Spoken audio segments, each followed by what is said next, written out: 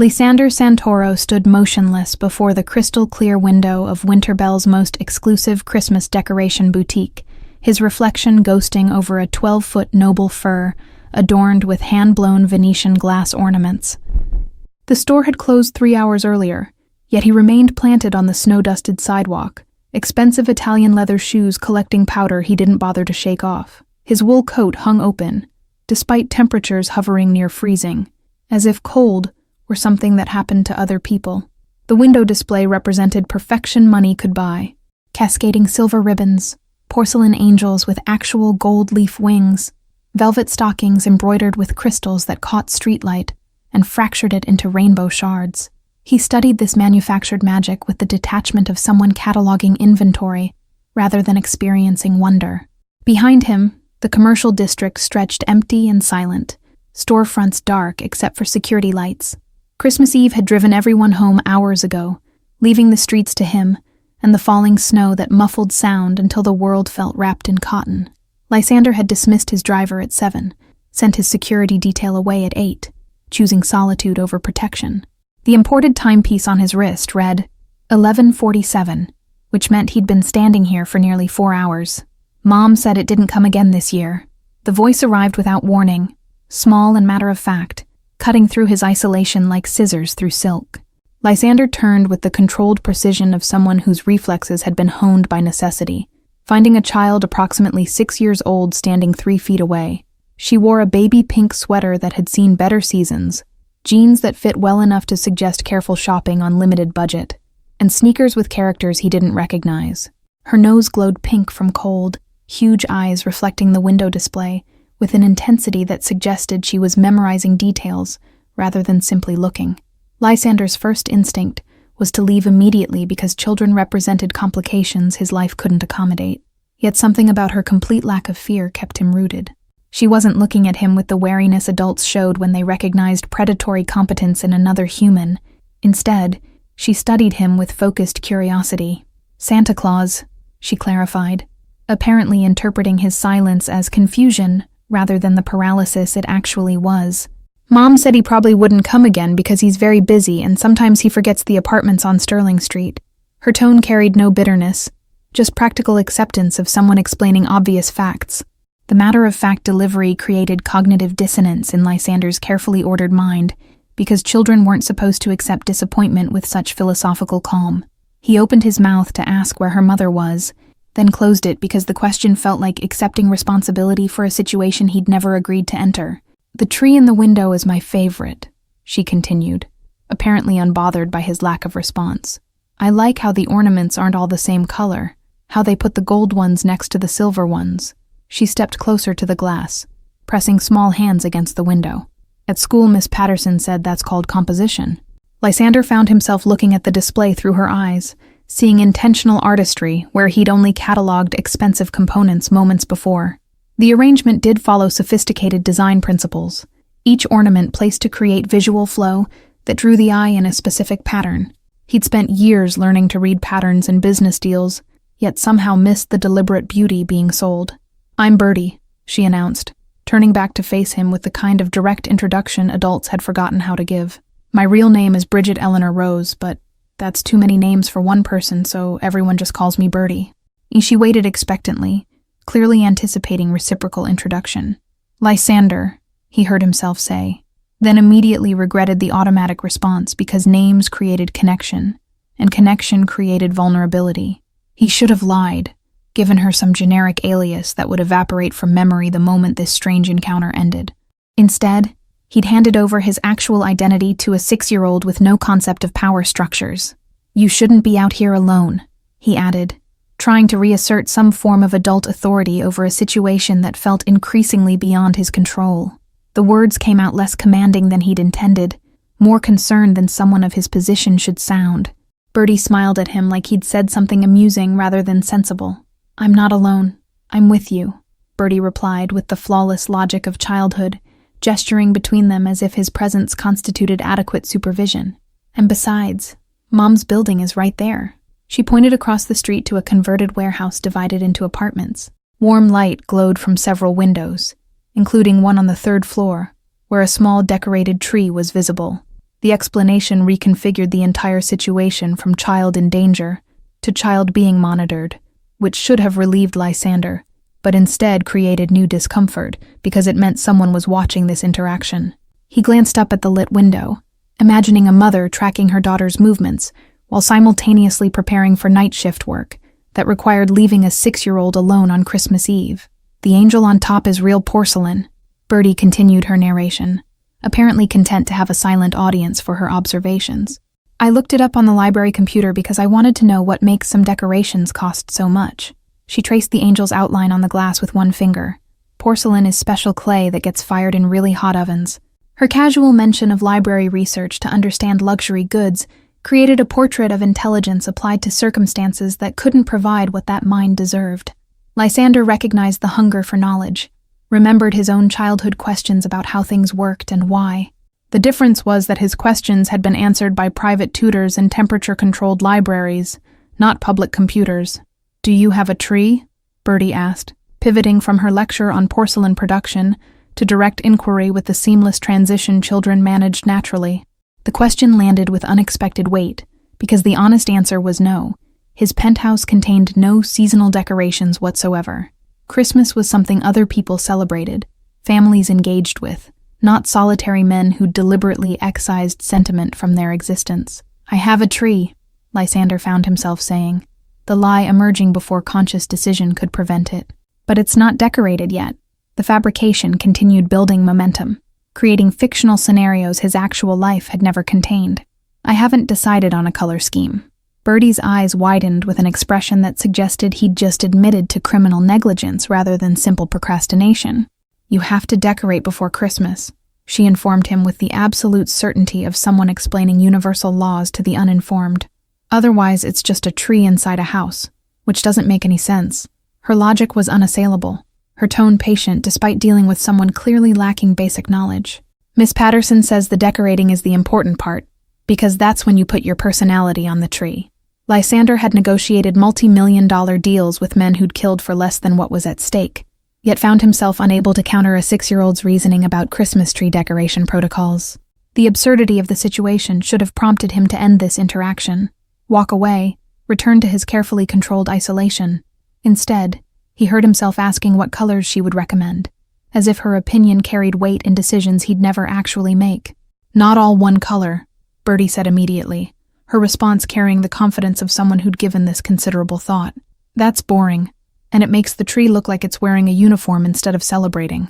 She gestured toward the boutique window where the display tree showcased exactly the kind of mixed palette she was advocating. "You want it to look happy, not matchy." The distinction between happy and matchy represented a design philosophy Lysander had never encountered in his world of coordinated aesthetics and professional decorators who build by the hour. Everything in his life matched, from his custom suits to his penthouse furnishings, creating environments that projected power through careful curation. The idea that happiness might require intentional discord challenged assumptions he hadn't known he was making. "I could help you," Birdie offered, the suggestion emerging with the casualness of someone proposing they share an umbrella, rather than volunteering to enter a stranger's home. "I'm really good at decorating because I pay attention to composition and color theory." She said this without arrogance, simply stating facts about her capabilities. "Mom says I have an eye for making things beautiful, even when we don't have money for the fancy stuff." The offer created immediate complications, because accepting meant allowing this child, and presumably her mother, into his private space, crossing boundaries he'd maintained for 15 years. Lysander's penthouse was a fortress against connection, designed specifically to prevent the kind of intimacy that led to vulnerability, yet something about her earnest offer, her genuine desire to help someone who clearly needed assistance with basic life skills like tree decoration, made refusal feel cruel rather than sensible. "Your mother would have to agree," he said, recognizing even as he spoke that he was negotiating terms rather than declining outright. "And it would need to be at a time that works with her schedule." The practicalities created distance from the emotional implications of what he was actually proposing, which was allowing strangers access to the carefully constructed emptiness he called home. "Mom works nights at Giovanni's," Birdie supplied, naming a restaurant Lysander knew by reputation as a place where service staff worked double shifts for tips that barely covered rent. "She does Tuesday through Saturday, 6 to 2 in the morning." The casual delivery of this information, revealed a child who understood her mother's schedule with precision born of necessity. So we could do it Sunday or Monday if you want. Lysander calculated the implications of this timeline, realized that Christmas would be over by Sunday, rendering the entire exercise pointless, except as an excuse to maintain contact with people he had no logical reason to see again. The rational part of his mind that had kept him alive in dangerous circumstances screamed warnings about emotional entanglement. The other part, the one he'd successfully suppressed for over a decade, whispered that maybe purposeless connection was exactly what his life lacked. Monday, he heard himself say, committing to a future interaction before he could reconsider. If your mother approves. He reached into his coat pocket, extracted one of the business cards he normally reserved for legitimate business contacts, and handed it to Birdie. The card listed his import company, a phone number that went to his personal line, nothing that revealed the full scope of his family's operations. Birdie accepted the card with both hands, studying it with the same focused attention she'd given the window display.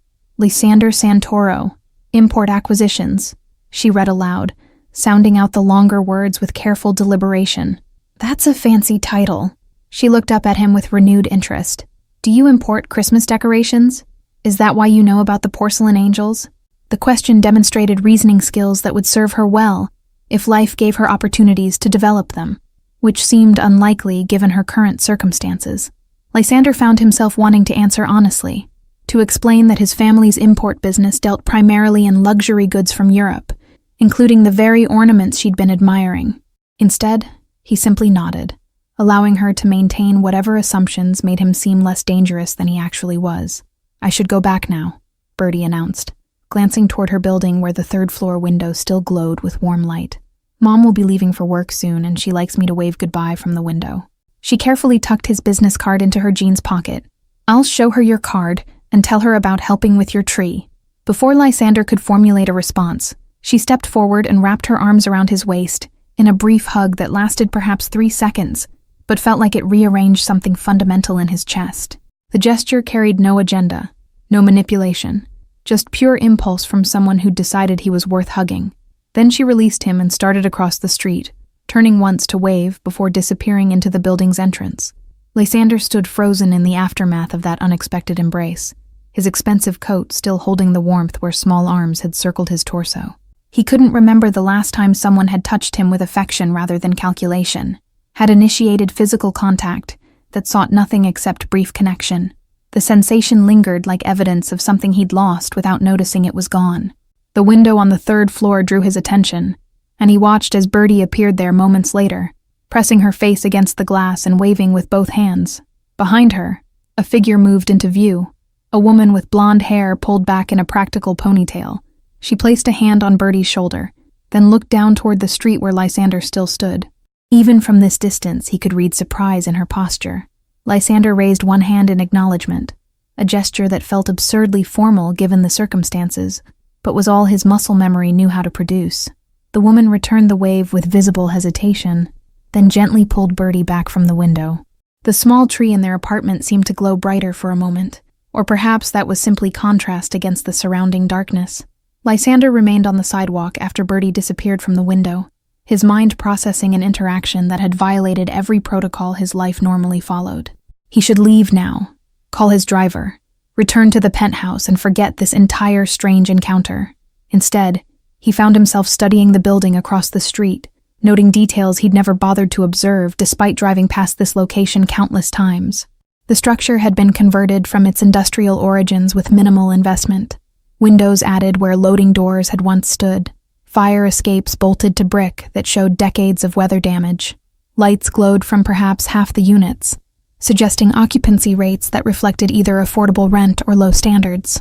This was the kind of building his family's real estate holdings would acquire and demolish, replacing with luxury condos that generated better returns. Movement at the building's entrance pulled his attention from architectural assessment, and he watched as the woman from the window emerged, now wearing a coat thrown hastily over what appeared to be a restaurant uniform. She moved with purpose across the street toward him, her body language broadcasting both determination and apprehension. This had to be Birdie's mother, coming to confront the stranger her daughter had been talking to for the past 20 minutes. Lysander braced himself for justified anger, prepared explanations that wouldn't sound predatory, calculated what his security team would say about this monumentally stupid situation he'd allowed to develop. The woman stopped 6 feet away, maintaining careful distance that demonstrated awareness of the risk strange men represented. Up close, she looked younger than he'd expected, probably not yet 30, with features that would have been striking if exhaustion hadn't settled into every line. "I'm Everly," she said, her voice carrying the kind of controlled tension that came from dealing with situations that required diplomacy despite triggering fear. "Birdie's mother." She didn't extend her hand, kept her arms crossed over her chest in unconscious protective posture. "She told me you were nice to her, that you talked about the window decorations." The statement hung between them, neither quite accusation nor acceptance. "She approached me," Lysander replied, recognizing that this distinction mattered even though it didn't actually absolve him of anything. "I didn't seek out interaction with your daughter." The formal phrasing made him sound like he was testifying rather than explaining. His default mode went under scrutiny. "She wanted to look at the Christmas display." Everly's expression shifted through several emotions too quickly for him to categorize, finally settling on something that might have been resigned understanding rather than relief. "She does that," she said, some of the tension leaving her shoulders. "Talks to people like they're already friends. I've tried to teach her about stranger danger, but she thinks everyone is basically good until proven otherwise." The admission carried both pride and worry. "She gave you her business card," Everly continued, pulling the small rectangle from her pocket and studying it with an expression Lysander couldn't quite read. "Said you have a tree that needs decorating, and you might want help." She looked up at him directly for the first time, green eyes searching his face for information his features had been trained not to reveal. Is that actually true? Or was she reading a situation wrong? The question gave him an exit, an easy way to dismiss the entire interaction as childish misunderstanding and walk away from whatever this was becoming. Lysander opened his mouth to take that exit, to politely disengage and return to his regularly scheduled isolation. Instead, he heard himself confirming the story. "I do have a tree, and she's right that it needs decorating." The lies were getting easier, building on themselves. "Mr. Santoro?" Everly began, his name sounding strange in her voice, like she was testing the weight of syllables she'd never expected to speak. "I appreciate that you were kind to Birdie, but I can't have her bothering strangers with offers to come decorate their homes." She delivered this with the gentle firmness of someone enforcing boundaries despite knowing it would disappoint her child.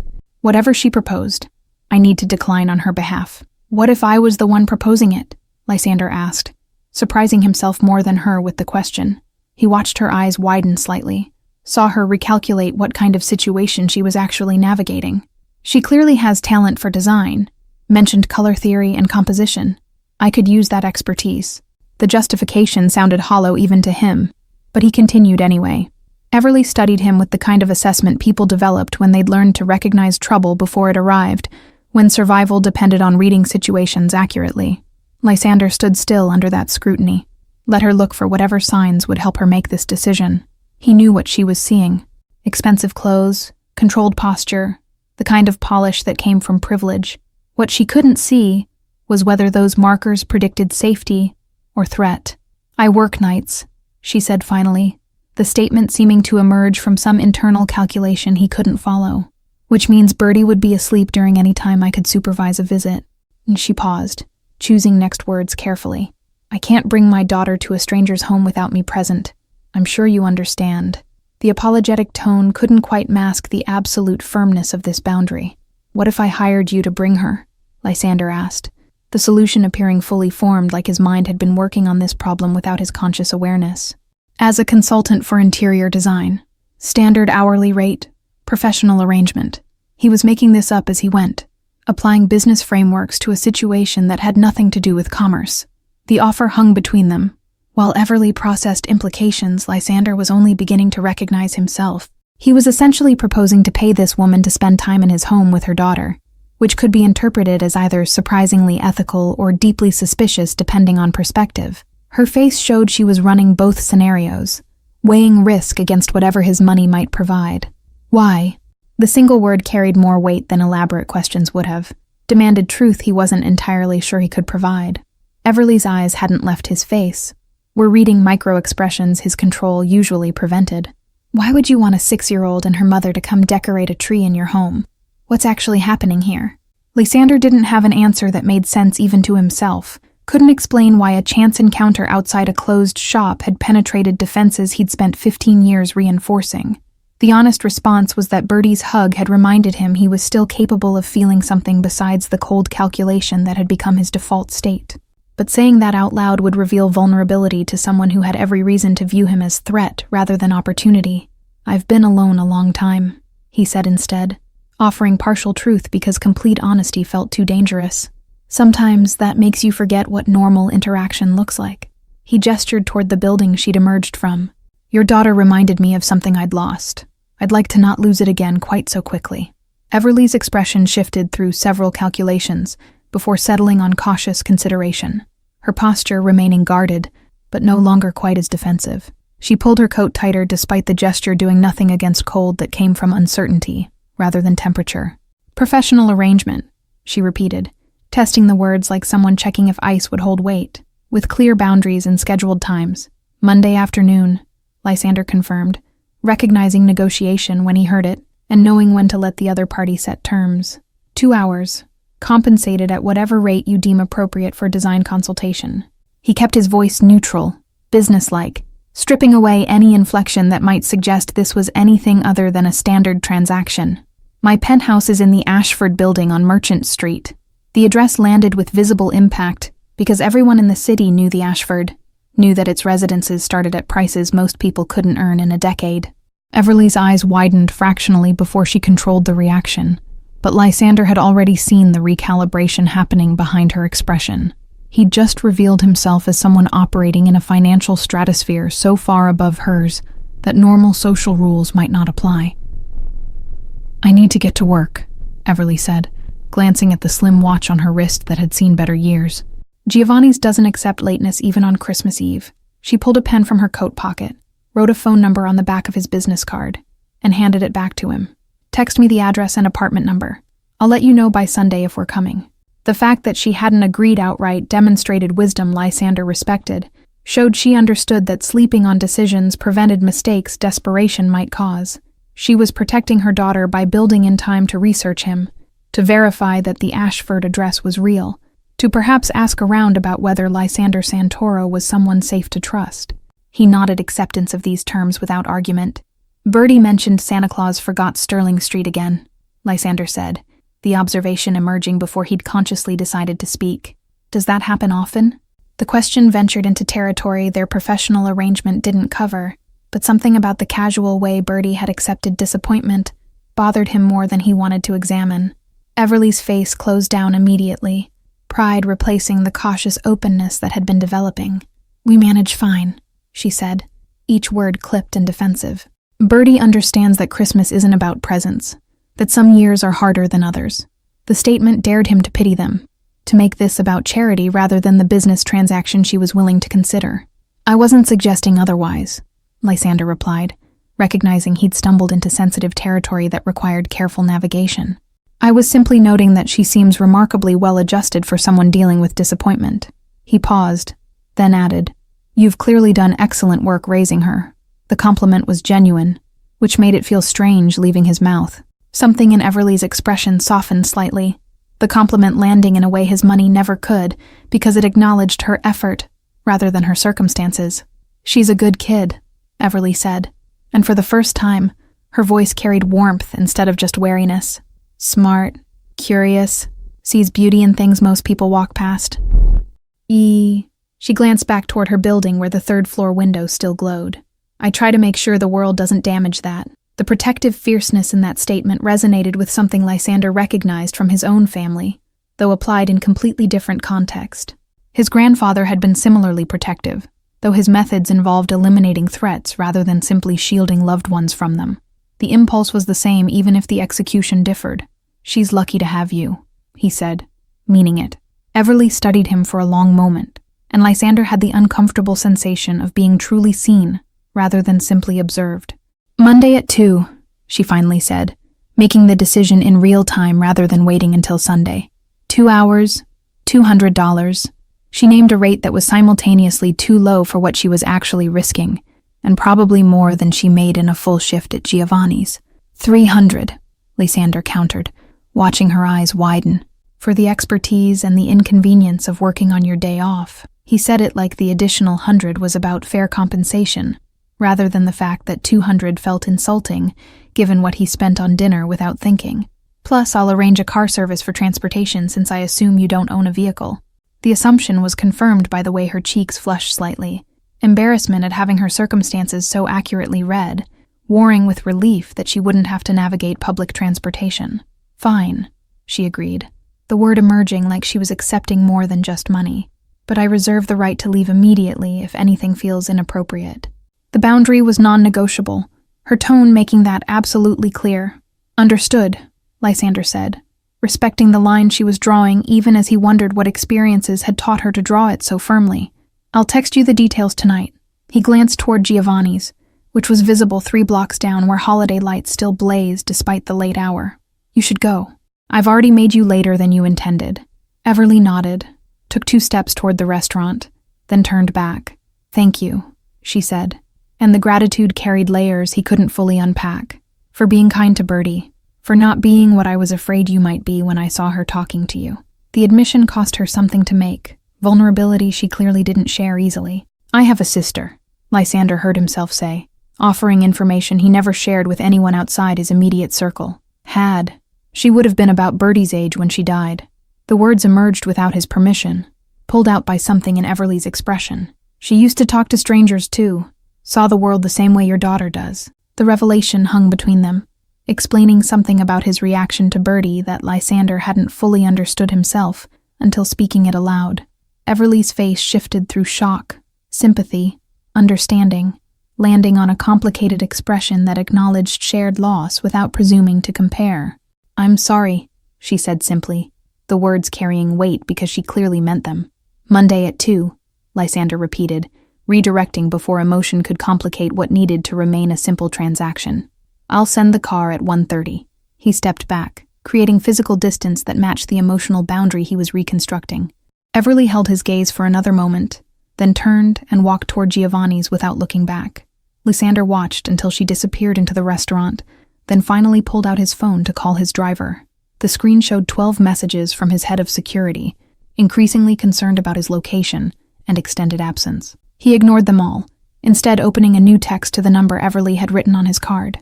The message took longer to compose than any business communication he'd ever crafted, each word weighed for implications and interpretations. Finally, he settled on simple facts: the Ashford's address, his apartment number, confirmation that a car would arrive at 1:30 Monday afternoon. He added one final line about looking forward to Birdie's design expertise, then deleted it as too personal, then added it back because the impersonal version felt wrong. Christmas morning arrived with silence so complete it felt unnatural, the city wrapped in collective pause that happened only once a year. Lysander stood at his penthouse window watching empty streets below, untouched coffee growing cold on the marble counter behind him. Sleep had been impossible after returning home, his mind replaying fragments of conversation with precision, usually reserved for contract negotiations. The 6-year-old's hug and the mother's cautious green eyes circled endlessly through his thoughts. The business card with Everly's phone number sat on his desk, where he'd placed it immediately upon entering the penthouse, the small rectangle carrying weight disproportionate to its physical presence. He'd picked it up 19 times since last night, opened his phone to compose texts he couldn't formulate, then set everything down without sending anything. The paralysis was foreign to someone whose professional existence consisted of decisive action executed without hesitation. Yet here he stood unable to manage a simple confirmation message about Monday's arrangement. The Douglas fir dominated his living room like an accusation, 12 feet of undecorated evergreen representing commitments made to strangers, based on nothing more substantial than momentary connection. Lysander approached the tree slowly, running his palm along branches that released sharp pine scent into air, usually perfumed by expensive candles. The tree was real in a way nothing else in his curated environment was, living proof he'd allowed spontaneity to override 15 years of careful control. His phone buzzed with a text from his mother, the annual Christmas greeting arriving with mechanical precision at 9 o'clock every December 25th. The message contained no warmth, just formal acknowledgement of the holiday, and reminder about family dinner scheduled for the following week. Lysander stared at the text, comparing its cold efficiency to Birdie's enthusiastic chatter about Christmas decorations and composition theory.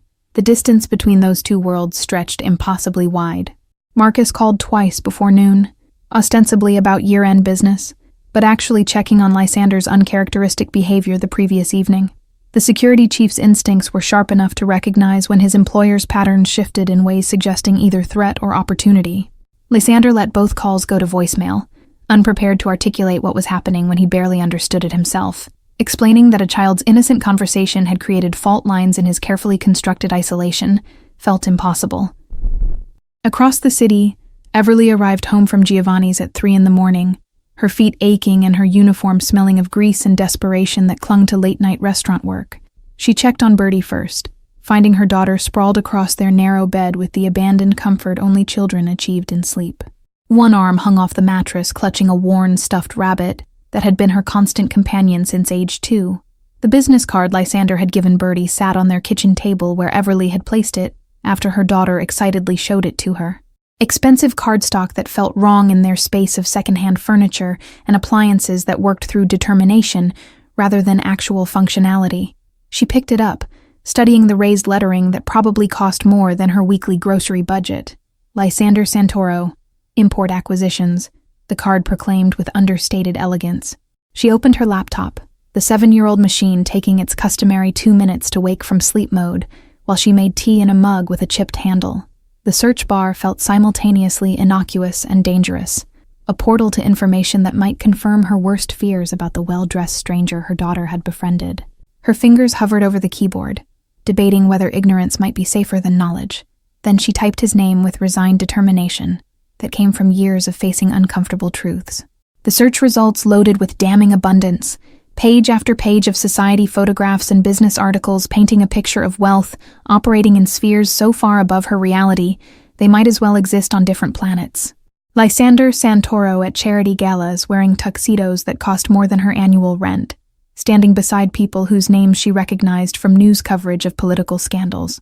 The photographs showed a man with controlled expression and careful distance from everyone around him. Nothing like the uncertain person who'd stood in the snow talking to Birdie. Further down the search results, articles grew more concerning. Mentions of his family's import business discussed with careful language suggesting legal complications nobody wanted to answer directly. References to his grandfather's generation building an empire through connections that predated modern oversight. Allusions to power structures operating outside conventional frameworks. Everly's stomach tightened as she read between carefully worded lines, understanding crystallizing that she'd agreed to bring her daughter to the home of someone whose family history involved exactly the kind of danger she'd spent years protecting Birdie from. She should cancel, send a polite text declining his offer, and return to their safe, predictable life of financial struggle and emotional isolation. The rational part of her brain that had kept them surviving through impossible circumstances screamed this obvious conclusion, listing all the ways this situation could go catastrophically wrong. Yet something stopped her from reaching for her phone. Some instinct insisting the man in these photographs wasn't quite the same person who'd admitted to being lonely. The vulnerability in his voice when he'd mentioned his sister had felt genuine, in a way staged photographs never could. Saturday morning brought Birdie's relentless questions about Monday's planned visit, her enthusiasm immune to the fact that her mother had slept only 3 hours. She wanted to know what kind of tree Lysander had, what colors they should recommend, whether his apartment was as fancy as the buildings she'd seen in movies. Everly answered with the patience born of 6 years of constant curiosity, even as her own anxiety about the arrangement grew with each innocent inquiry. Lysander spent Saturday in his home office, attempting to focus on year-end financial reports that required attention before the new year. The numbers blurred together, his usual ability to find patterns in data completely absent, while his mind wandered to the conversation he still needed to initiate. He'd drafted 17 different text messages to Everly, each version either too formal or too casual, too presumptuous or too distant. The difficulty of finding appropriate tone for someone who existed in the uncomfortable space between stranger and something more felt insurmountable. Finally, Sunday afternoon arrived with the weight of a deadline he could no longer avoid, forcing Lysander to compose the message he'd been paralyzed about for 2 days. He settled on simple facts: the Ashford's address, his apartment number, confirmation that car service would arrive at 1:30 Monday afternoon. The message felt inadequate given the magnitude of what he was asking, but anything more elaborate risked revealing the anxiety churning beneath his controlled exterior. He hit send before he could reconsider, then immediately wondered if he should have included something warmer. Everly's phone buzzed with the incoming text while she folded laundry, the notification making her heart rate spike in a way that felt disproportionate to a simple message. She made herself finish folding 3 shirts before checking, creating artificial delay that did nothing to calm nervous anticipation building in her chest. The address confirmed everything her research had revealed about the vast gap between their circumstances, the Ashford representing luxury she'd only seen in magazine spreads about how the wealthy lived. She stared at those details, feeling the full weight of what she was agreeing to by bringing Birdie into that world. The building where doormen wore uniforms and elevators required special keys to access penthouses would make their second-hand clothes and careful budgeting painfully visible. Yet Birdie's excitement about helping someone with his Christmas tree, her genuine belief that Lysander needed their assistance, made canceling feel like crushing something innocent and good. Everly typed a simple confirmation, adding that they would be ready at the specified time. The message felt inadequate, but anything more elaborate risked revealing how thoroughly the situation had disrupted her carefully maintained equilibrium. She hit send, then immediately second-guessed whether she should have established more explicit boundaries or expectations. The uncertainty was exhausting, this constant oscillation between hope that maybe this could be something positive and fear that she was making a catastrophic mistake. Birdie appeared in the doorway wearing her favorite baby pink sweater, already planning her outfit for Monday despite it being a full day away. "Mom, do you think Lysander has ever decorated a Christmas tree before?" she asked, the question emerging from wherever her active mind had been processing the situation. Because if he hasn't, we'll need to teach him everything. Not just about colors, but about the feeling you're supposed to get when you look at it. Sunday morning arrived with the kind of brilliant winter sunshine that made snow-covered streets look like something from a postcard rather than the logistical nightmare they actually created. Lysander stood in his penthouse living room, staring at the bare 12-foot Douglas fir his staff had delivered and installed the previous afternoon. The tree occupied the corner where a modern sculpture usually stood, looking simultaneously majestic and accusatory in its undecorated state. He'd spent Saturday morning actually purchasing a tree, an activity he'd never personally undertaken in his adult life. The lot owner had been startled when Lysander arrived without assistants or decorators, even more surprised when he'd selected the tree himself, based on criteria he'd absorbed from Birdie's window commentary. The fir had good composition, branches distributed in a way that suggested intentional artistry, rather than random growth. The tree's presence transformed his carefully curated space in ways he hadn't anticipated, introducing organic irregularity into rooms designed for geometric precision. Every other object in the penthouse had been selected by professionals who understood his aesthetic preferences, arranged to project power through minimalist sophistication. The tree refused to coordinate with this vision, demanded attention through sheer living presence. Lysander's phone buzzed with Everly's response, arriving 36 hours after his initial text like she'd spent the entire weekend deciding whether to actually come. The message was brief, professional, confirming receipt of information and noting they would be ready at 1:30. No pleasantries, no questions, just acknowledgement of the arrangement. He found himself reading it multiple times anyway, analyzing tone that probably didn't exist in such sparse communication. His head of security, Marcus, appeared in the doorway with the kind of expression that suggested an intervention was imminent. The man had been with Lysander's family for 20 years, had watched him grow from angry teenager into controlled adult, and took certain liberties that came with that history. "You're having visitors tomorrow," Marcus said, statement rather than question, because obviously he'd already been briefed by building security. "A design consultant and her daughter," Lysander replied, keeping his tone neutral, even though he knew this explanation wouldn't satisfy. "They're helping with the tree." He gestured toward the fir like its presence explained everything, though it actually explained nothing about why he was personally involving himself in decoration. Marcus studied the tree, then Lysander, then back to the tree with an expression that suggested he was solving an equation that didn't balance correctly. "You've never decorated for Christmas," he observed, carefully not making it sound like an accusation. "In 15 years, you've never acknowledged the holiday existed beyond business obligations." He paused, then added, "Now you have a tree and strangers coming to your private residence. Things change," Lysander said, the response inadequate even to his own ears. He couldn't explain to Marcus what he didn't fully understand himself, couldn't articulate why a 6-year-old's hug had created fault lines and foundations he'd thought were permanent. "I'm allowed to decide I want a decorated tree." The defensive edge in his voice revealed more than the words themselves. "You're allowed to do whatever you want," Marcus agreed, his tone suggesting this freedom was precisely what concerned him. "I'm just noting that sudden changes in pattern often indicate something worth examining." He moved further into the room, instincts honed by decades of threat assessment, making him scrutinize the tree like it might contain surveillance equipment. Who are these people, really? Lysander considered how much to reveal, weighed the benefits of transparency against the vulnerability it required. "I met the child on Christmas Eve," he finally said, offering truth carefully edited for palatability. "She was looking at Christmas displays. We talked. She offered to help decorate if I needed it." He deliberately left out the Sterling Street building, the absent Santa Claus, the mother working night shifts. "So you decided to hire her and her mother to come to your home," Marcus summarized, each word precisely weighted to highlight the absurdity without directly criticizing. Despite knowing nothing about them beyond a conversation outside a store, he crossed his arms, settling into the stance that meant this discussion wouldn't end until he was satisfied. "That's not like you." "Maybe it should be," Lysander replied, surprising himself with the admission. Maybe spending 15 years avoiding any interaction that might lead to actual connection wasn't the triumph of discipline I thought it was. The words emerged with heat he hadn't known he was carrying, frustration with a life that had become successfully empty. Marcus's expression shifted from concern to something that might have been understanding, though he masked it quickly behind professional neutrality. "I'm not criticizing your choices," he said, tone gentling slightly. "I'm trying to understand what's changed so I can adjust security protocols appropriately." He paused, then added more quietly, "And maybe make sure you're not setting yourself up for the kind of hurt you've worked very hard to avoid." The observation landed with uncomfortable accuracy, because Marcus had been there for the aftermath of the loss that had reshaped Lysander's entire approach to human connection.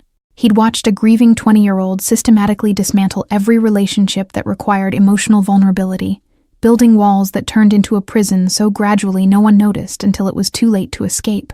"I'm not setting myself up for anything," Lysander said, the lie obvious to both of them. "Then what are you doing?" Marcus asked, and the question carried genuine curiosity rather than judgment. "Because from where I'm standing, you're making yourself vulnerable to people you have no reason to trust, which is either growth or self-destruction, and I can't tell which." Lysander walked to the window overlooking the city, finding the neighborhood where Sterling Street sat among blocks of converted warehouses and struggling businesses. "Maybe both," he admitted, the honesty feeling like removing armor he'd worn so long he'd forgotten it was removable. "Maybe I'm tired of being safe and alone. Maybe meeting that child reminded me I used to want things besides control." Marcus joined him at the window, following his gaze toward the older district visible in the distance. "The mother," he said, understanding clicking into place with the intuition that came from knowing Lysander too well. "You're interested in the mother." It wasn't quite a question, more an observation waiting for confirmation or denial. "I don't know what I am," Lysander replied, which was more honest than any specific claim would have been. "I know that talking to them felt different than any interaction I've had in years. I know that the child hugged me, and something that had been frozen started thawing." He turned to face Marcus directly. "I know that sounds pathetic." "It sounds human," Marcus corrected, his usually stern features softening into something almost paternal, "which is not something I've been able to say about you for a long time." He sighed, coming to some internal decision. "I'll run background on them. Nothing invasive, just making sure they are who they appear to be. And I'll adjust tomorrow's security to give you privacy while maintaining protocols." Lysander nodded acceptance, knowing this was Marcus's way of showing care through professional competence. "Thank you," he said, meaning it for more than just the security arrangements, "for not trying to talk me out of this." Even though part of him wished someone would provide a logical reason to cancel Monday's arrangement, to retreat back into the safety of isolation. "I stopped trying to protect you from yourself years ago," Marcus replied with dry humor. "Now I just try to minimize collateral damage when you finally decide to feel something." He headed toward the door, then paused. "For what it's worth, I hope this works out however you're hoping it works out. You deserve to have something in your life besides obligation and control." Monday afternoon transformed Lysander's normally ordered routine into a state of barely controlled chaos that started when he changed clothes 3 times before settling on casual slacks and a sweater that projected approachable wealth rather than intimidating power. The penthouse staff had been given the day off, leaving him alone with a decorated but empty space that suddenly felt too large and too silent. He'd arranged delivery of decoration boxes from 5 different luxury retailers, curating options without actually choosing anything definitive because that was supposedly what he was hiring Everly and Birdie to help with.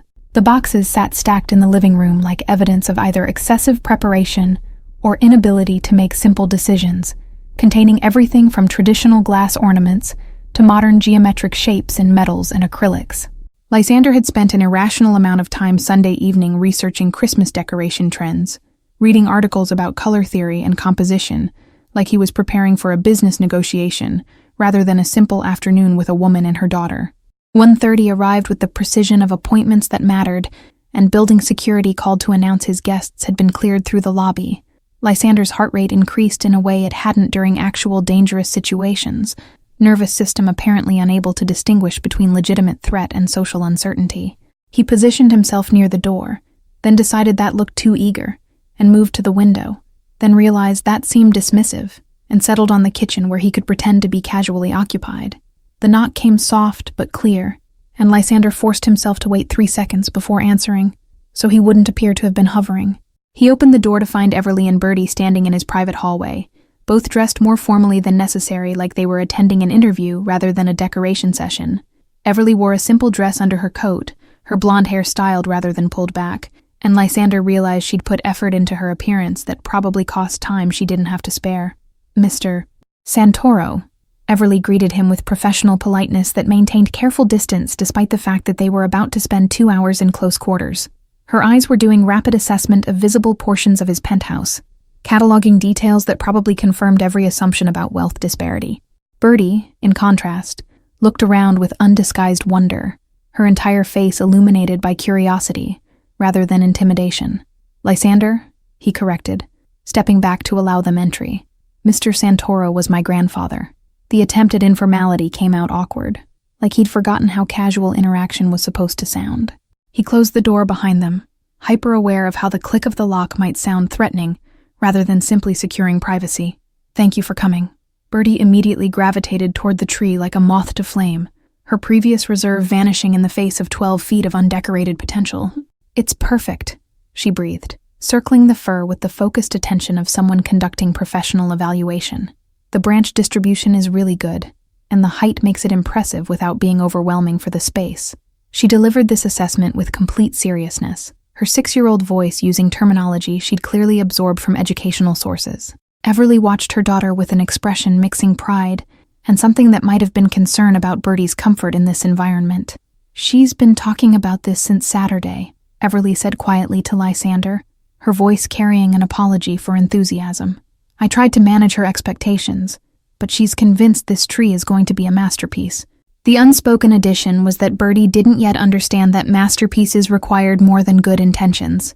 "I have supplies," Lysander replied, gesturing toward the stacked boxes that suddenly seemed excessive under Everly's evaluating gaze.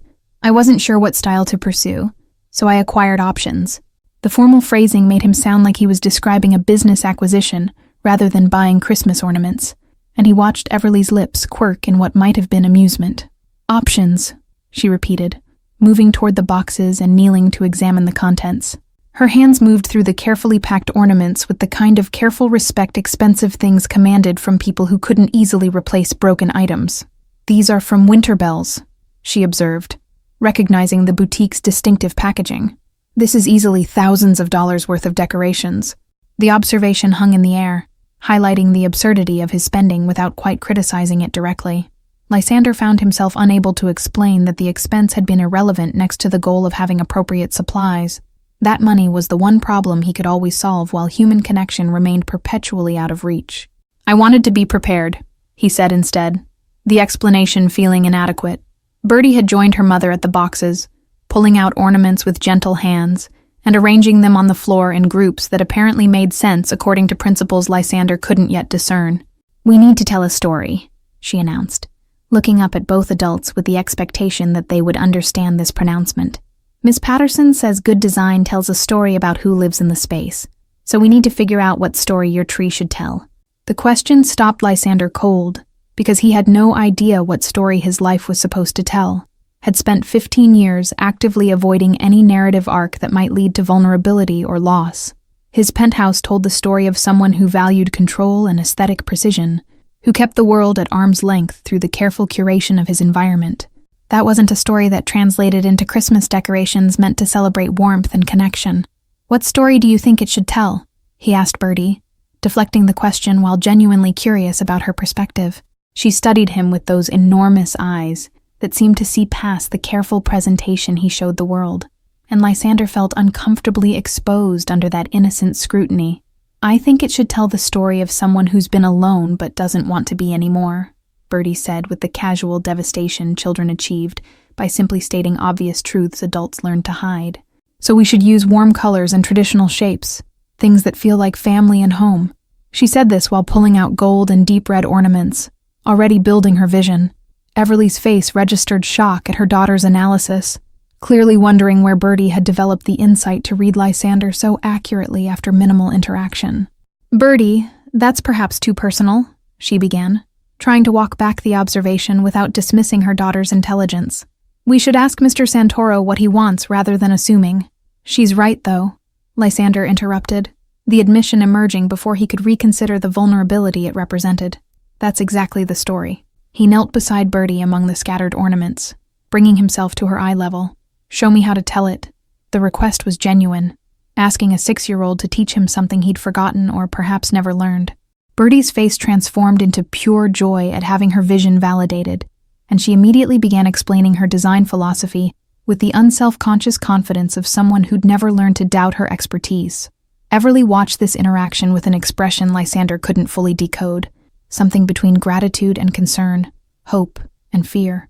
She lowered herself to the floor across from him, creating a triangle with Birdie at the apex, and for the first time in 15 years, Lysander felt like he was part of something that resembled family. The 2 hours stretched into 3 without anyone noticing the passage of time, conversation flowing naturally between explanations of ornament placement and discussions of color balance. Birdie orchestrated the decoration process with surprising authority, directing where each piece should go while explaining the reasoning behind her choices. Lysander found himself genuinely engaged in debates about whether gold or silver should dominate the upper branches, invested in decisions that would have seemed trivial 48 hours earlier. Everly's initial reserve gradually dissolved as she watched Lysander take direction from her daughter without condescension, treating Birdie's expertise as legitimate rather than humoring a child's play. She began offering her own suggestions, her eye for composition revealing itself through small adjustments that elevated the overall design. The 3 of them developed an unspoken rhythm, passing ornaments and working in coordinated silence punctuated by moments of collaborative decision-making. "Your sister," Everly said quietly during a moment when Birdie was focused on the tree's far side, the question emerging carefully, like she'd been building courage to ask. Would she have liked this? Her eyes held genuine curiosity, rather than prying intrusion, seeking to understand, rather than to satisfy nosiness. The question acknowledged the information Lysander had shared while respecting the pain beneath it. Lysander paused with a crystal snowflake suspended in his hand, considering how to answer a question he'd never allowed anyone to ask before. "She would have loved it," he finally said, the words carrying weight of 15 years of unexpressed grief. "Elena was obsessed with Christmas, used to start planning decorations in September." The memory arrived with unexpected clarity, bringing his sister's enthusiasm back to life for a moment. "She sounds wonderful," Everly replied, and the simple acknowledgement meant more than elaborate condolences would have, because it recognized Elena as a person, rather than just a tragedy. How old was she? The follow-up question demonstrated genuine interest, willingness to hear about his loss if he wanted to share it. 8, Lysander said, the number still capable of creating hollowness in his chest after all these years. A car accident that shouldn't have happened, caused by someone who'd been drinking at 2 p.m. He placed the snowflake on a branch with careful precision, focusing on the task to manage emotion threatening to surface. After that, my family became very focused on control, on eliminating variables that could lead to unexpected loss. The explanation sketched the outline of how an 8-year-old's death had transformed a family business into something harder, how grief had been channeled into power and protection rather than healing. Everly seemed to understand the subtext without requiring explicit details, her expression showing she could fill in gaps about how tragedy reshaped lives.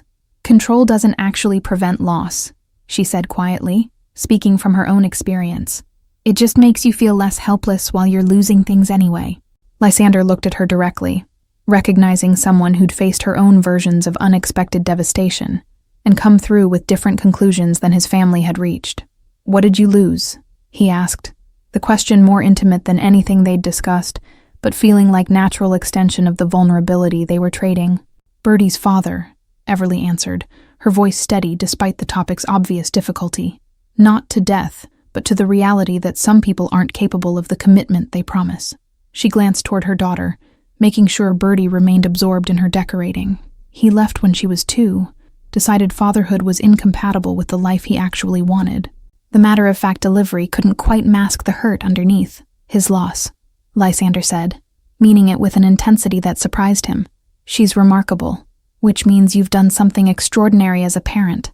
The compliment emerged without calculation, pure observation about what he'd witnessed over the past few hours. Birdie's intelligence, kindness, and confidence were clearly products of intentional parenting, despite challenging circumstances. Everly's eyes brightened with unshed tears at the acknowledgement, suggesting she didn't receive recognition for her parenting efforts often enough. "Thank you," she said, voice slightly rough with emotion. "That means more than you probably realize." She cleared her throat, redirecting to safer territory. "She talks about you constantly, you know. Since Christmas Eve, it's been Lysander this and Lysander that." The revelation created warmth in Lysander's chest that had nothing to do with the penthouse's climate control, evidence that he'd made an impression on someone whose opinion he'd come to value. "She's easy to talk to," he replied, watching Birdie arrange a cluster of ornaments with focused intensity. "She doesn't approach conversation with the agenda most people carry. It's refreshing."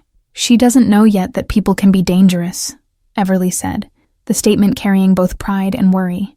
"I'm trying to teach her caution without destroying her natural openness." The parenting dilemma was evident in her tone, the impossible balance between protection and freedom. "Someday someone will take advantage of her trust, and I won't be able to prevent it. But until then, she'll have experiences and connections people like me have deliberately avoided," Lysander countered, offering a perspective Everly might not have considered. "I've spent 15 years being cautious, and it's kept me safe, but also kept me from moments like this." He gestured around the room where a tree was becoming something beautiful through collaborative effort. "Maybe the risk is worth what it makes possible." Everly studied him with an expression that suggested she was recalibrating her understanding of who he actually was beneath the expensive clothes and powerful reputation. "You're not what I expected," she admitted, the confession clearly costing her something to make. "When Birdie first told me about you, I was terrified. Rich man talking to my daughter in an empty street felt like the beginning of every parent's nightmare." "You were right to be terrified," Lysander acknowledged, respecting her instincts rather than dismissing them. "Everything about that situation should have raised alarms." He met her eyes directly, letting her see his sincerity. "I'm glad you came anyway, that you were willing to take this risk despite every reasonable objection." "I almost didn't," Everly confessed, her fingers tracing the rim of a gold ornament without really seeing it. "I spent all of Sunday trying to talk myself out of coming, listing all the ways this could go wrong." She smiled slightly, self-deprecating. "Then Birdie asked if we were really going to help the lonely man with his tree, and I realized she'd seen something I was too scared to acknowledge." The description of himself as the lonely man landed with uncomfortable accuracy, stripping away the protective identity he'd constructed around isolation deliberately chosen, rather than suffered. "Is that what I am?" he asked, the question genuine rather than rhetorical. "Lonely?" The word felt strange in his mouth, too vulnerable and too accurate simultaneously. "I think you've been lonely for a very long time," Everly replied, her tone gentle despite the directness of the observation. "I think you've built an entire life around not being lonely, but that's different from actually having company." She paused, then added, "I recognize it because I've been doing the same thing, just with fewer resources and different methods." The parallel she was drawing created connection Lysander hadn't anticipated, suggesting their circumstances were less different than surface details implied. "So, what do we do about it?" he asked, the question encompassing more than just immediate decoration plans.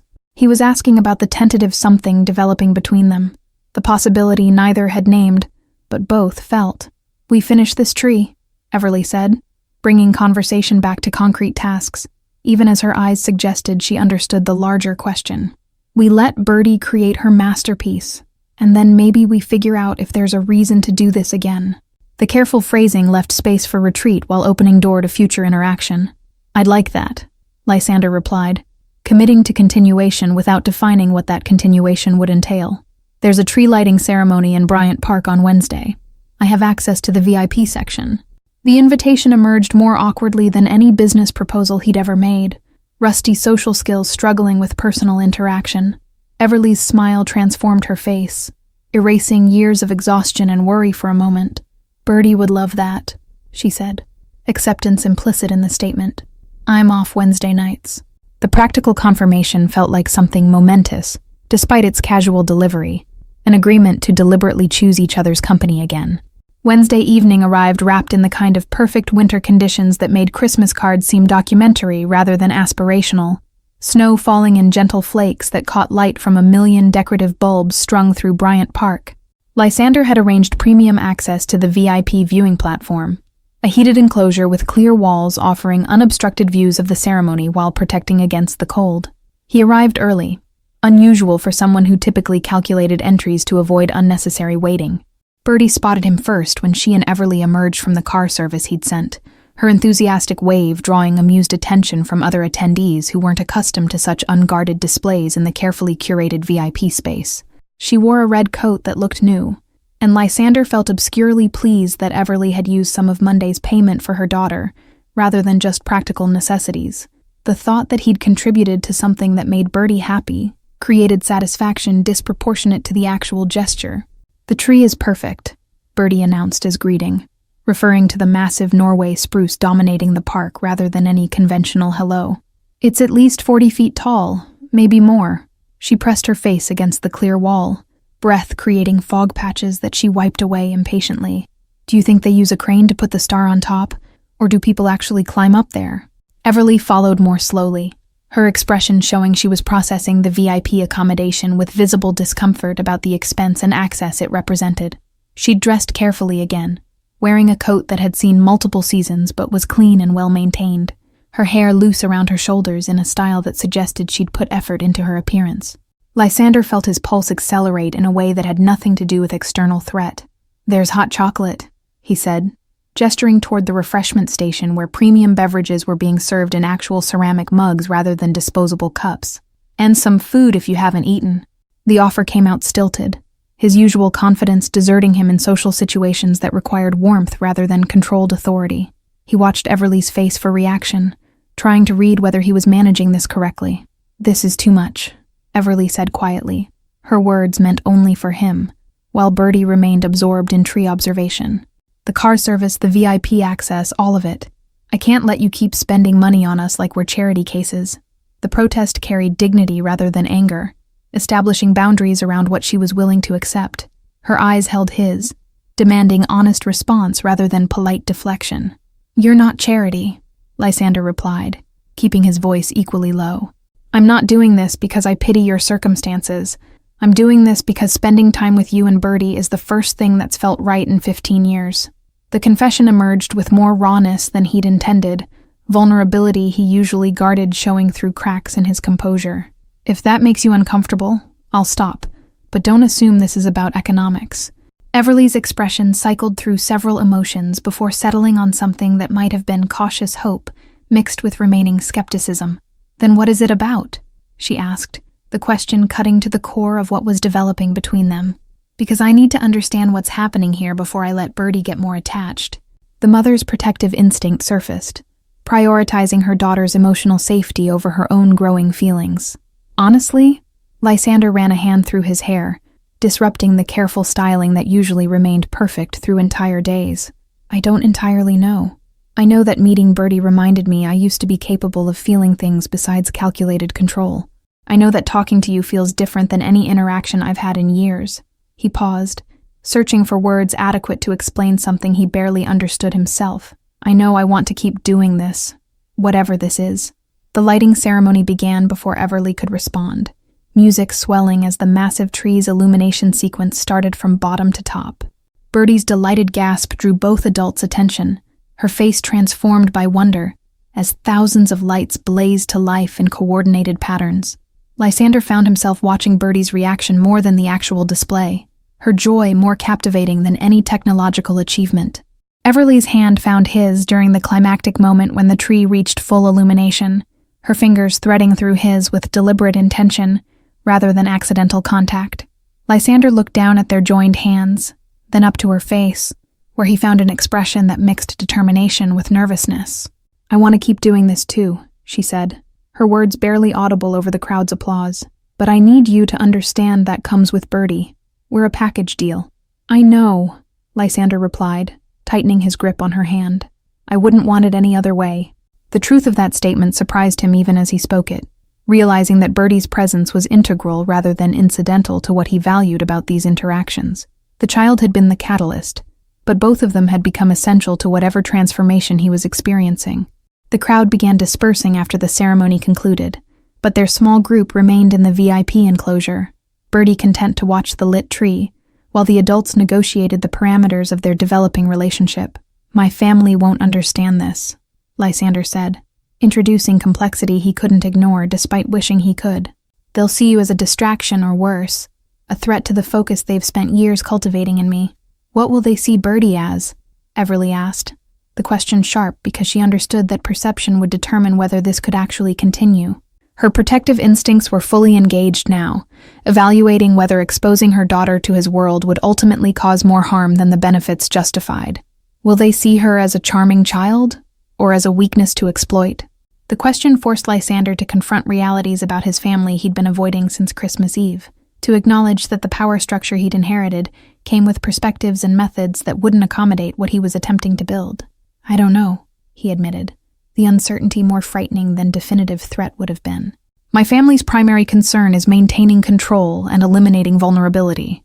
They might see both of you as either." Everly pulled her hand away, the withdrawal physical manifestation of emotional retreat, as she processed the implications of what he was describing. "Then we have a problem," she said, her voice carrying the flatness of someone making difficult calculations. "Because I won't expose Birdie to people who might view her as a target or a tool." She crossed her arms, body language closing off despite the connection that had been developing moments earlier. "I'm working on transitioning away from family obligations," Lysander said, the plan forming even as he spoke it, because losing what was developing with Everly and Birdie felt intolerable in a way continued isolation didn't. "The import business has legitimate operations that don't require the connections my grandfather built. I can separate what I do from what they do." The proposal was more complicated than he was making it sound, would require navigating family politics he'd previously accepted as permanent constraints. "That's a massive life change to consider, based on 3 interactions with people you barely know," Everly observed, her tone suggesting she wasn't sure whether to be flattered or concerned by the scope of what he was proposing. "You're talking about restructuring your entire existence for the possibility of something that might not even work out." She wasn't wrong to question the rationality of his developing plan. "I'm talking about restructuring my existence because the current version isn't working," Lysander corrected, realizing the truth of it as he articulated the thought. "Meeting you and Birdie showed me that, but it's not about you fixing something broken in me. It's about me choosing to fix it myself." He moved closer, not touching, but eliminating the distance that had opened between them. "You're the catalyst, not the solution." Everly searched his face for something, her expression gradually softening from defensive protection toward cautious receptivity. "Okay," she said finally, the single word carrying weight of significant decision. "But this has to move slowly. I need to see evidence that you're serious about changing your life before I involve Birdie more deeply." The boundary was reasonable, protecting her daughter while leaving space for possibility. "Fair," Lysander agreed, accepting terms that were actually more generous than he deserved given the risk she was taking. "What would evidence look like to you?" The question sought concrete parameters, specific goals he could work toward rather than vague promises about eventual transformation. "Distance from whatever dangerous elements exist in your family business," Everly said immediately, clearly having thought about this already. "Transparent communication about your progress, and time to build trust gradually, instead of rushing into something neither of us fully understands." She glanced toward Birdie, who remained mesmerized by the illuminated tree.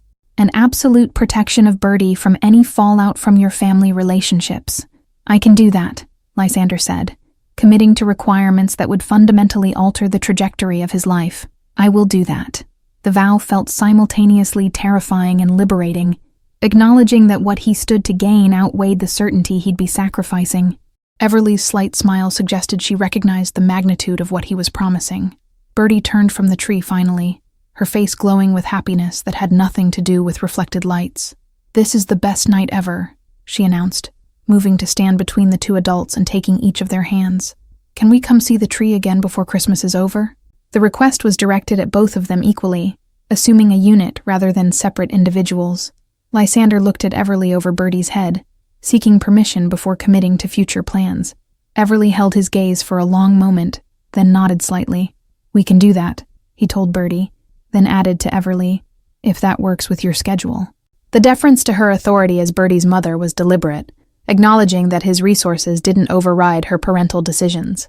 January arrived with the kind of bitter cold that turned the city into a test of endurance, wind cutting through even the most expensive coats with democratic cruelty. Lysander stood outside the converted warehouse on Sterling Street for the third time in as many minutes, his driver waiting in the Mercedes half a block away per his instructions. The building looked worse in daylight than it had on Christmas Eve, structural compromises visible in cracked masonry, and windows sealed with plastic against drafts that management refused to address. Everly had invited him for dinner after he'd mentioned wanting to see where they lived, her offer carrying both pride and visible anxiety about exposing their circumstances to his scrutiny. He'd accepted immediately, recognizing the invitation as a test of whether he could handle the reality of her world without judgment, or the kind of performative sympathy that would insult them both. The buzzer system was broken, so he texted his arrival and waited, watching his breath form clouds in air that smelled of exhaust, and dreams deferred. Birdie appeared in the building's entrance wearing her baby pink sweater and an expression of pure excitement, apparently having been watching for him from their third-floor window. She grabbed his hand without hesitation, pulling him toward stairs that creaked ominously under their combined weight. "We made spaghetti," she announced, her enthusiasm undimmed by the peeling paint and flickering hallway lights. "Mom says it's nothing fancy, but I helped with the sauce, so it's going to be really good." The apartment was smaller than Lysander's master bathroom, a fact he processed without allowing any reaction to show on his face, because Everly was watching him with the kind of defensive vigilance that came from years of being judged for circumstances beyond her control. The space was immaculately clean despite its age, furniture arranged to maximize the limited square footage, personal touches revealing Everly's eye for creating warmth from minimal resources. Birdie's artwork covered one wall in a gallery that showcased her developing artistic sensibility, each piece carefully mounted with the kind of care expensive frames would have received. "It's not much," Everly said, the statement attempting to preempt criticism while simultaneously daring him to voice any. She stood near the tiny kitchen, arms crossed in unconscious protective posture. "But it's ours, and it's safe, and Birdie has everything she actually needs." The emphasis on actually carried weight, distinguishing between genuine necessity and the luxuries his world took for granted. "It's a home," Lysander replied, choosing his words with the precision this moment demanded, "which is more than I can say about my penthouse." He moved toward the wall of Birdie's artwork, studying each piece with genuine attention. "These are remarkable. She has real talent, not just childish enthusiasm but actual compositional understanding." The observation was professional, rather than patronizing, recognizing ability that deserved acknowledgement. Dinner was chaotic in ways Lysander's carefully controlled existence never allowed, Birdie maintaining constant commentary about her day at school, while Everly orchestrated the small kitchen with practiced efficiency. The spaghetti was simple, but well executed, the sauce revealing Birdie's contribution through slightly uneven seasoning that somehow made it more genuine than perfect would have been. They ate at a table that required careful positioning to accommodate 3 chairs, knees occasionally bumping in the cramped space.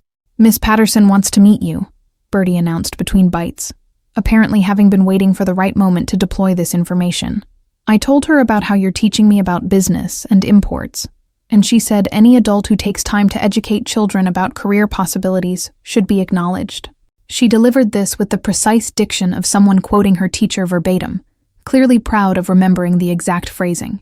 Everly's fork paused halfway to her mouth, surprise evident that her daughter had been discussing Lysander at school without her knowledge. "Birdie, we talked about keeping some things private," she began, though her tone suggested this was a familiar battle she was losing. "Mr. Santoro might not want to meet your teacher." The escape route she was offering him was clear, an easy way to decline without disappointing Birdie directly. "I'd be honored to meet Miss Patterson," Lysander said, watching Everly's eyebrows rise at his ready acceptance. "If it fits with school policies and your comfort level." He addressed this last part to Everly, acknowledging her authority over Birdie's life even as he volunteered for deeper involvement. The truth was that meeting Birdie's teacher felt like exactly the kind of normal parental activity his life had been missing, even though he had no official role that justified the designation. The visit to Birdie's school happened the following Tuesday, Lysander arriving in clothes carefully selected to appear successful, but not ostentatious, aware that elementary school parking lots weren't accustomed to Mercedes sedans and custom Italian suits. Miss Patterson was younger than he'd expected, maybe 30, with the kind of practical warmth that suggested genuine calling rather than career default. She shook his hand with firm grip, and assessing eyes that immediately began cataloging what kind of influence he might represent in Birdie's life. "Birdie speaks very highly of you," Miss Patterson said, the statement carrying layers of meaning about how thoroughly his presence had integrated into her students' daily narrative. "She's been much happier this past month, more confident in class discussions, more willing to share her ideas." The observation was delivered as compliment and question simultaneously, seeking to understand what had changed in Birdie's home life to produce this positive shift. Lysander found himself explaining the tree decorating and subsequent visits without quite defining the relationship he was building with Everly and Birdie, the boundaries still too uncertain to claim titles that might not be accurate. Miss Patterson listened with the kind of careful attention educators developed for reading between lines of what parents didn't say. "Whatever you're doing, it's working," she concluded, her smile genuine. Birdie needed a positive male influence, someone who validates her intelligence and creativity. The conversation with his uncle happened that same week, a confrontation Lysander had been avoiding, but could no longer postpone, as his systematic withdrawal from family operations became impossible to ignore. They met in his uncle's office, a space designed to intimidate through dark wood and photographs of 3 generations of Santoro men who'd built power through methods that didn't bear close examination. His uncle sat behind an enormous desk, fingers steepled in the classic pose of someone preparing to deliver judgment. "You're making changes," his uncle said, the statement requiring no confirmation, because obviously he'd been monitoring Lysander's activities, severing connections that took your grandfather 40 years to establish, walking away from arrangements that have sustained this family's position. The accusation was clear, even though technically these were just observations, his tone communicating that this behavior constituted betrayal of blood obligations. "I'm focusing on the legitimate aspects of our import business," Lysander replied, keeping his voice level, despite the anger building in his chest. "The parts that don't require relationships with people whose methods I can't defend." He met his uncle's eyes directly, refusing to look away first. "I'm building something I can be proud of rather than something I have to justify through family loyalty." His uncle's expression hardened into the kind of cold calculation that had always made younger Lysander reconsider his positions. But 15 years and one 6-year-old's unconditional acceptance had changed the power dynamics fundamentally. "This is about the woman and her daughter," his uncle said, turning the statement into an accusation.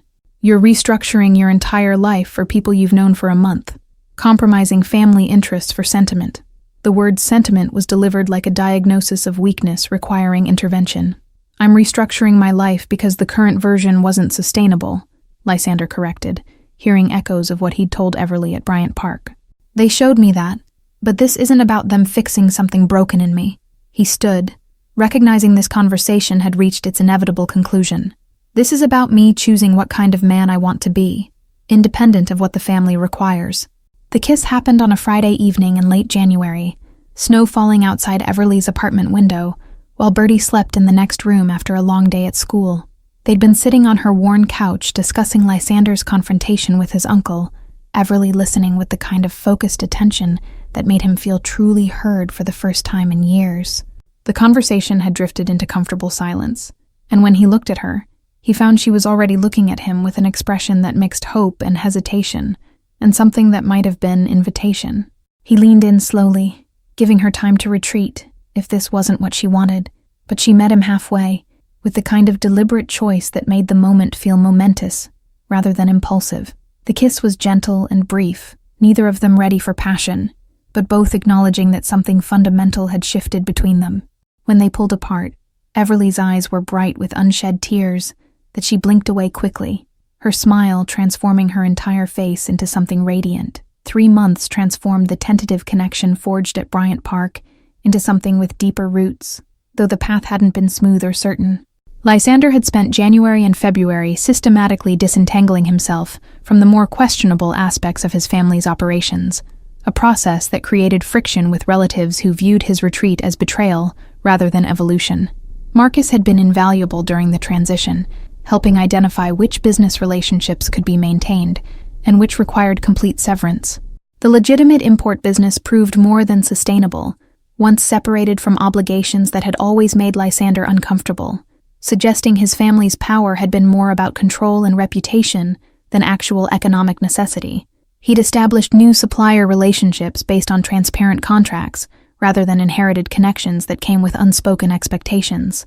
The work was satisfying in ways his previous role had never been, built on merit rather than fear. Everly and Birdie had become constants in his life, through carefully measured steps that respected the boundaries Everly had established. Tuesday evenings became designated time together, initially just dinners at family-friendly restaurants where Birdie could be herself without the formality his usual haunts required. Those dinners evolved into cooking together at his penthouse, Birdie teaching him her favorite recipes, while Everly supervised with amused commentary about his complete lack of basic kitchen skills. The transformation extended beyond his business dealings into his entire approach to life, as if Birdie's presence had given him permission to rediscover parts of himself he'd buried with Elena 15 years earlier. He found himself laughing at ridiculous jokes, engaging in completely impractical activities like building blanket forts, and experiencing emotions he'd convinced himself were weaknesses, rather than essential components of being fully human. Everly watched this evolution with expressions that cycled between hope and caution. His family's reaction had been predictably negative, ranging from his mother's cold disapproval to his uncle's more direct accusations about compromising family interests for sentimental attachments. Lysander had weathered these confrontations with Marcus's support, establishing firm boundaries about what aspects of his life remained family business and what had become exclusively his own concern. The process had been painful, but necessary, severing connections that had become chains rather than bonds. March arrived with unexpected warmth that melted the last remnants of winter snow, creating conditions perfect for the outdoor activities Birdie had been eagerly anticipating since February. Lysander had arranged a private afternoon at a botanical garden, knowing that Birdie's love of composition and color would find endless satisfaction among spring flowers just beginning to bloom. The three of them wandered through carefully maintained paths, Birdie providing running commentary about plant species she recognized from school lessons. "Mom says you're going to ask her something important today," Birdie announced with the casual devastation of children who hadn't learned that some knowledge was supposed to remain private. She skipped ahead on the path, apparently unaware that she'd just destroyed whatever element of surprise Lysander had been planning. Everly's face flushed deep red, her expression mortified that her daughter had revealed conversations meant to remain between mother and child. Lysander laughed, the sound genuine rather than polite, amused by the impossible task of maintaining adult dignity around someone as refreshingly direct as Birdie. "Did she tell you what I was going to ask?" he inquired, curious about how much Everly had actually shared versus how much Birdie had inferred from overheard fragments. "She said you might ask if we want to be a real family instead of just friends who see each other on Tuesdays," Birdie replied, turning to walk backwards so she could watch both adults' faces. "I told her that was a silly question because obviously we should be a real family." Her certainty on the matter was absolute, as if the outcome was so obvious that formal questions were merely procedural. Everly covered her face with both hands, clearly wishing she could disappear rather than face this conversation that was supposed to have unfolded, with significantly more romance and considerably less 6-year-old commentary. "I did not phrase it exactly like that," she said through her fingers, her voice muffled by embarrassment. "And I told you that conversation was private, Birdie." "But it's a good thing," Birdie protested, confused about why privacy mattered when the subject was clearly positive. "Why wouldn't we tell Lysander that we want him to be my dad officially?"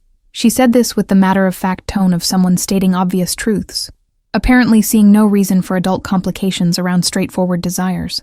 The word dad hit Lysander with unexpected force, a title he'd never imagined applying to himself, and certainly hadn't anticipated Birdie claiming for him. He looked at Everly, who was peeking through her fingers with an expression mixing mortification with tentative hope, clearly wondering how he was processing this accelerated revelation of their private discussions. "Is that what you want?" he asked Everly, needing to hear it from her directly. Everly lowered her hands, taking a deep breath before meeting his eyes. "Yes," she said simply. abandoning whatever careful speech she'd probably prepared. I want us to be a family. I want Birdie to have the father figure she deserves.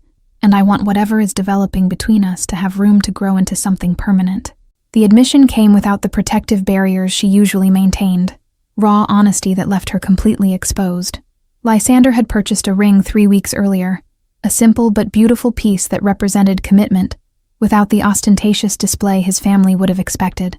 He'd carried it with him for days, waiting for the perfect moment that Birdie had just thoroughly demolished with her characteristically direct approach.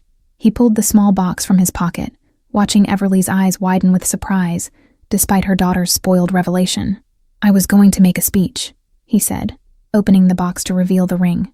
"Something about how you've both transformed my understanding of what life could be, how Birdie reminded me I was still capable of joy, how falling in love with you has been the most terrifying and necessary thing I've ever done." He smiled at Birdie, who was watching with barely contained excitement. "But apparently we're skipping the formal parts. You love my mom?" Birdie asked, the question carrying weight despite her young age, because she understood that word represented something significant. Like, actually love her, not just like her? She stepped closer, her expression serious in a way that suggested this answer mattered more than anything else. "Actually love her," Lysander confirmed, saying it out loud for the first time despite having known it for weeks. "And I love you too, if that's okay." The addition felt necessary because his feelings for Birdie were different from but equally important as what he felt for Everly. "I know I'm not your biological father, but I'd like to be your dad if you'll let me." Birdie launched herself at him with the full-body hug that had become her signature greeting, wrapping arms and legs around him in a koala-like embrace that nearly knocked him backwards. "Obviously, yes," she said into his shoulder, her voice muffled by his coat. "I've been calling you my dad to my friends at school for like a month already." This revelation was delivered as casually as all her other bombshells, as if everyone already knew information she'd just disclosed. Lysander looked at Everly over Birdie's shoulder, one arm wrapped around the child, while his other hand still held the ring box. Everly was crying openly now, tears streaming down her face as she watched her daughter claim the father she'd been missing. "Is that a yes?" he asked, needing explicit confirmation, despite the answer being obvious from her expression. Everly crossed the small distance between them, creating a 3-person unit as she wrapped her arms around both Lysander and Birdie. "Yes," she said against his neck, her breath warm on his skin. "To all of it. To being a family, to whatever comes next, to building something real together." She pulled back enough to look at him directly. "I love you too. I probably have since you let a 6-year-old lecture you about Christmas tree composition." Lysander managed to extract the ring from its box despite Birdie's continued grip, sliding it onto Everly's finger with the kind of coordination that really shouldn't have been possible given the circumstances. The ring fit perfectly, catching afternoon light and throwing small rainbows across all 3 of them. Birdie finally released her hold enough to grab both their hands, studying the ring with the focused attention she gave everything that interested her. "When do we tell people?" Birdie asked, already planning announcements before the adults had fully processed what they'd just committed to. "Can I tell Miss Patterson tomorrow? She's been asking why I'm so happy lately." The question assumed a timeline none of them had actually discussed, but somehow that felt appropriate given how their entire relationship had developed through organic evolution, rather than careful planning. "You can tell whoever you want," Everly said, her voice still rough from crying but filled with joy that transformed her entire presence. "This is real. This is happening, and we don't have to hide it or qualify it." She looked at Lysander, seeking confirmation that he agreed with this approach. "Unless you need time to manage your family's reactions first, they'll react however they react," Lysander replied, finding he didn't care about his family's approval the way he once would have. "You and Birdie are my family now. Everything else is secondary." The declaration felt like the final severance of obligations that had defined him for 15 years, choosing the people who'd seen his potential for transformation over those who'd benefited from his controlled isolation. The 3 of them stayed wrapped together for a long moment, forming a unit that felt both brand new and somehow inevitable, as if this had been the destination all along, despite none of them seeing it coming. A year ago, Lysander had been standing alone outside Winterbell's boutique, studying Christmas decorations with the detachment of someone cataloging expensive inventory. Now he was engaged to a woman he'd met through chance encounter, preparing to become father to a remarkable child who'd seen through his defenses to the lonely person underneath. "We should celebrate," Birdie announced. apparently deciding that sufficient time had been spent on emotional moments and action was now required. Like, with cake or something equally good. She tugged on both adults' hands, trying to pull them toward the garden exit. Miss Patterson says all important moments deserve cake. Everly laughed, the sound bright and unguarded in a way Lysander had learned meant she was genuinely happy rather than performing happiness for social requirements. Miss Patterson is clearly a wise woman, she agreed, allowing Birdie to lead them along the path. What kind of cake should we get for becoming a family? She posed the question to Birdie, but looked at Lysander, including him in the decision because that's what families did. Chocolate, Birdie said immediately, her preference apparently long established. With vanilla frosting because chocolate frosting is too much chocolate all at once. She delivered this opinion with the authority of someone who'd given dessert philosophy considerable thought. And we should get it from Bellamy's because they make the best cakes in the whole city. Lysander had no idea where Bellamy's was, or whether their cakes justified Birdie's absolute confidence, but he found himself genuinely looking forward to finding out. 6 months ago, the specific bakery wouldn't have mattered because celebration itself would have felt foreign and uncomfortable. Now he was planning cake acquisition with the same seriousness he'd once applied to business negotiations, because making Birdie happy had become as important as any deal he'd ever closed. They walked toward the garden exit as a unit, Birdie between her mother and soon-to-be father, already chattering about whether they should also get ice cream, because cake alone might not be sufficient celebration for such an important day. Lysander caught Everly's eye over their daughter's head, found her smiling at him with an expression that mixed love and amusement and deep satisfaction. This was his life now, and it was so completely different from anything he'd imagined that he could barely recognize the person he'd been before Christmas Eve.